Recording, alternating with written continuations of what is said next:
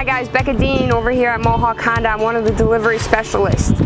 Today I'm here to show you guys our hump day how-to, which I will be talking about your walkaway auto lock.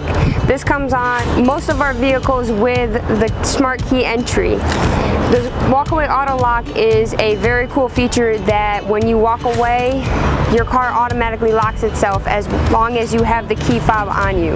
Let me show you guys how to turn that on. Alright, so we're going to look at our home screen now. Make sure you're on your home screen. We're going to hit settings.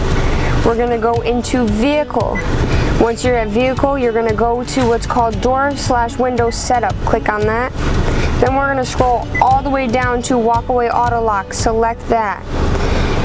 Then we're going to go ahead and turn that on and hit yes.